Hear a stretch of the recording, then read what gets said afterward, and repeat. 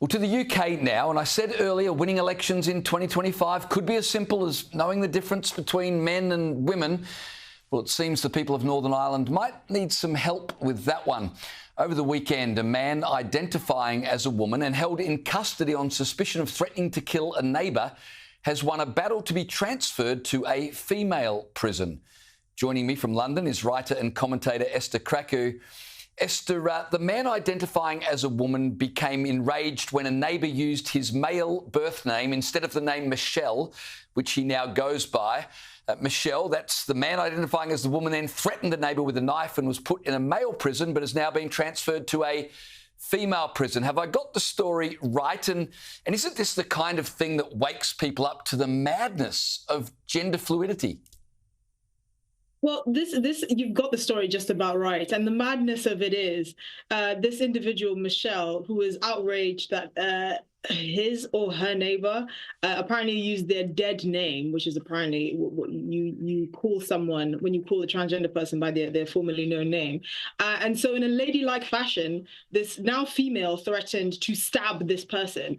And the reason why Michelle won his or her case in court is because Northern Ireland doesn't actually have any provisions for transgender prisoners. So unlike the Scotland case, I know if you remember, Isla Bryson, who was transferred, who was a biological male, and in there for raping women, who was then transferred to a female prison, which basically served as the catalyst for the defenestration of then First Minister Nicola Sturgeon.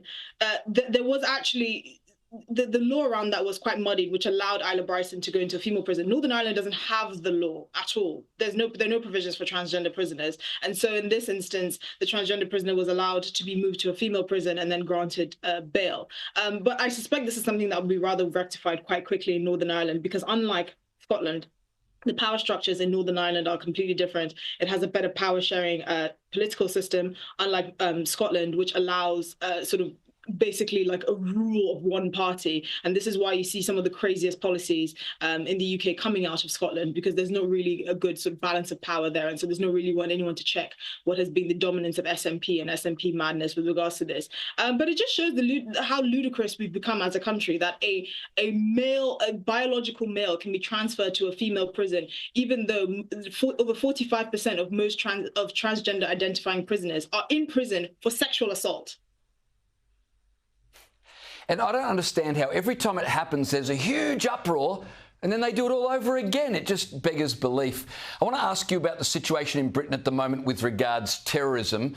We had that awful attack in Germany over the weekend. I think it's now 5 people confirmed dead, more than 200 injured after a man ploughed through Christmas markets in a car.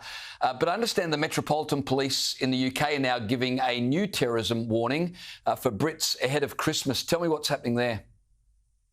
Yeah, so the Metropolitan Police have pleaded to the public to be the eyes and ears of the police and to report any suspected terrorism offences, because that's really what people want to be concerned about during Christmas when they're taking out their families and having a good time, whether someone fancies a little bit of terrorism on the side and whether they're going to threaten their lives. And I think people have got to the breaking point, because the fact that we're not allowed to ask how we got here, the fact that people just think, oh, this is just normal, we shouldn't blame anyone, this is just, a symptom of the times. There's no underlying reason why there are people embedded in our societies in the West that fundamentally hate our societies, hate the values that we stand for, and feel the need to stab children at a Taylor Swift dance class, for example, or drive cars into Christmas markets, or the fact that you have in London now, basically many roads and bridges have bullets on the sides of them in case someone fancies a little bit of murder in the name of some sort of terrorist cause. And so this is where we are. We're in this dystopian nightmare where people are expected to be quiet and not say anything in case it offends the people that want to carry out terrorism offences in our homes. And unfortunately, this is going to bring down many Western governments. I mean, Germany's basically ungovernable. This Magdeburg attack is going to dominate the election, I suspect, when it comes around in just February. France is basically ungovernable for many of the same reasons, and this is why you've seen the resurgence of Marine Le Pen's party. In the Netherlands as well, there's a similar trend, and in the UK, reform as well has gained a lot in the polls, mainly because at least people have a haven where they can speak out and say, this is not normal. We should not have to tolerate this in our homes.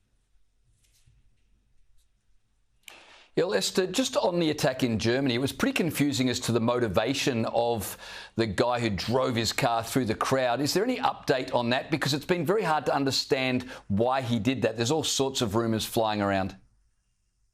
Yeah, so the individual that carried out the attack, the reason why there was confusion is because whenever there's a terrorist attack, one of the things that the authorities and people in general comb through is the social media of the person, because we've got to the point where we're used to these lone wolf attackers being quite open and out and about and usually on the radar of the authorities. I think that the reason why there was confusion is because this individual kind of masked himself as an anti-Islam, pro-Germany reformer, which is basically what many people are arguing is how he got asylum in Germany beforehand, before he kind of flipped and had a complete 180 and decided to be a terrorist. Sorry, Esther. I'm going to have to cut in on you, Esther. I'm so sorry. We've run out of time. We're watching what's happening in Germany. It's just a real tragedy for everybody. Always enjoy you on the show, though. Have a wonderful Christmas. Sorry to cut you off there. We just ran out of time.